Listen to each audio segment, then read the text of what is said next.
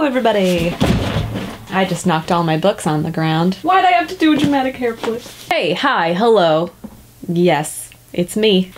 Today I'm doing a book haul. Never done one of those before. I don't know, I'm trying to experiment with new things. I've never done a haul before of anything. That's not true. I did clothing hauls when I had a beauty channel. Remember those days? Let's forget about that. Nope. Forget that ever happened. That wasn't real. Anyways, books! We're here to talk about books. I love books. You love books. I hope you like books. If you don't, that's cool, but I mean, I don't know why you're watching this if you don't like books. Let's just jump right into the haul, shall we? Book number 1, The Shannara Chronicles by Terry Brooks. Actually, this book is called The Elfstones of Shannara. I talked about this in my wrap-up because I've just finished watching the show, and I got really, really obsessed with the show, and I was like, I need more, because it's only 2 seasons, and it got canceled, and I was like, what else is there in this crazy world? So I got this book. I was a little bit confused because there's like a series of books, but they're not like one big long series. It's like there's this series, and then there's this series, and then there's this series, and I didn't really know what the right one was to read, but this one has the actor from the show on it, so I assume this is the right one.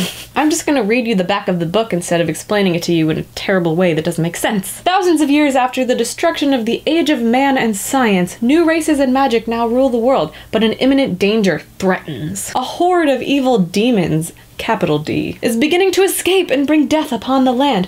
Only Will Ormsford, this guy. This is Will Ormsford, the last of the Shannara bloodline, has the power to guard the elven Princess Amberly on a perilous quest to save the world, while the leader of the demon force aims to stop their mission at any cost. Yep, that's pretty much the summary of the show as well. But yeah, it's a really cool concept. It's like basically this world that we live in now, there was like an apocalypse and it ended like all of mankind, except there are still some humans left over, but now there's also like elves and orcs and demons and all these random things going on. It's very like Lord of the Rings, but there's still technology from mankind. I don't know, it's kind of confusing, but it's really cool, and I'm excited to read this book and see what it's all about. Okay, book number 2. I have no idea what this book is. I bought this because I thought it was pretty.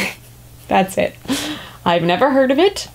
I have no idea who it's by. I can't even read it because it's like in handwriting and I can't tell what it says, but somebody wrote this book and it's called Prater Violet. I don't even know how to pronounce it. Why did I buy this book? I just thought it was cool because it has like really pretty purple flowers and it also has reels of like film along it, which I thought was really pretty and cool, and I like film.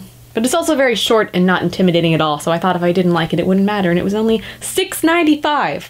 So I'm just gonna read you part of the synopsis because it's very long. Prater Violet is the wittiest and arguably the best novel ever written about the film industry. A genial beginner screenwriter based on Isherwood himself gets a job with the passionate Austrian genius Friedrich Bergman. Together they suffer and struggle to create the imaginary I can read melodrama Prater Violet set in old Vienna. As they work, the last opposition to fascism is violently crushed in the real Vienna of the 30s, and Hitler's shadow lengthens over Europe. I don't know, it sounds interesting to me. I'm gonna read it and then I'll let you know how it is. I really gotta stop throwing my books on the ground. Alright, the next book. I am a little bit ashamed to say I've never read this, but here it is. City of Bones by Cassandra Clare. Yep, I've never read this series, never tried to tackle it. It's very long, there's a lot of books. I feel like I talked about this in a video recently. I might be repeating myself.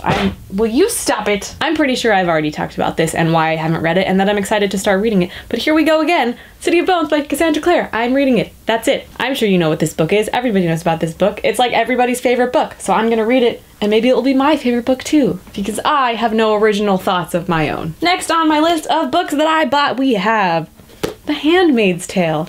Yeah, I've never read this either. I'm a disgrace. I don't know. Everyone's raving about this book. Or at least they were. It's kind of old news now. But that doesn't mean it's not still a good book. And the show is apparently really good, but I've never watched that either. I am terrible. So I'm gonna read this book. It's very short. It shouldn't take me very long at all. And then I'm gonna watch the show. Maybe I'll review both of those things. I'm sorry, I'm really excited about everything right now. I had a lot of coffee and a lot of tea.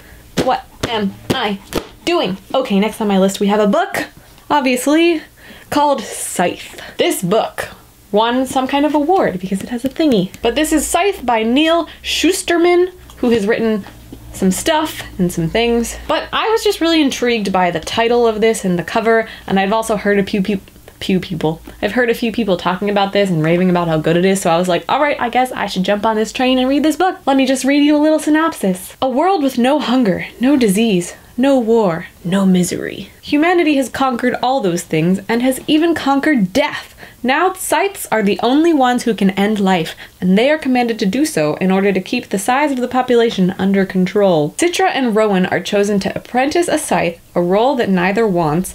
These teens must master the art of taking life, knowing that the consequence of failure could mean losing their own. They learn living in a perfect world comes only with a heavy price. I thought that sounded pretty cool, so I'm gonna read it, and oh no. My cover is all scuffed up. No! Probably because I keep throwing books all over the place. Steph. Alright, next we have a book of poetry. Milk and Honey. This book is by Rupi Kaur. I just realized that I don't know how to pronounce that. I've never said it out loud. Rupi Kaur? Ruppy. I don't know, but she's really cool and really good at writing poetry, and I got this because I like her. It's just a really cute book of really cute poems and cute little illustrations, like line art drawings. I don't know if you can see that. Can you see it? It's so bright. But they're just like really short poems, really cute, but really profound. And I just have never read a poem that she's written and not loved it, so I thought I would buy this book because a lot of people were talking about how awesome it is. So now I have it. And it's lovely. There's a poem on the back. I'll read that to you. This is the journey of surviving through poetry. This is the blood, sweat, tears of 21 years. This is my heart in your hands. This is the hurting, the loving, the breaking, the healing. It's just so beautiful. Next we have a book that has had very mixed reviews and is kind of old. Not like old, but like it came out a while ago. When did you come out? Where are you from, book? 2011. So not like a really long time ago, but like long enough to be like, why haven't I read this yet? Why am I reading this now? I don't know. To be honest, I saw it on a shelf and I said, hey, I remember hearing a lot about that book once upon a time. I know a lot of people really, really love it, and I don't really know why. I feel like it's a lot of teenagers who love this book, so I don't know if I will like it, but I do like YA stuff, as you can see by every other book I've showed you today. But this is Shatter Me. I think it's like a romance or something. To be honest, I don't even know what it is. I didn't even read the thing. I was just like, there's the book, it's pretty, I'm gonna buy it. The moon understands what it means to be human, uncertain, alone, catered by imperfections. No one knows why Juliet's touch is fatal, but the re-establishment has plans for her, plans to use her as a weapon, but Juliet has plans of her own. Of course she does. After a lifetime without freedom, she's finally discovering a strength to fight back for the very first time and to find a future with one boy she thought she'd lost forever. Ooh. Ooh. Okay, so it's like a dystopian thriller with some romance. That sounds cool, I guess. I think this book came out in like the height of dystopian novels when like that was all anyone was writing and reading. That time has kind of come to an end, but I'm gonna read it anyways because I just want to read good stories, okay? And the last on my very large book haul, we have A Court of Thorns and Roses. This book I have been seeing everywhere.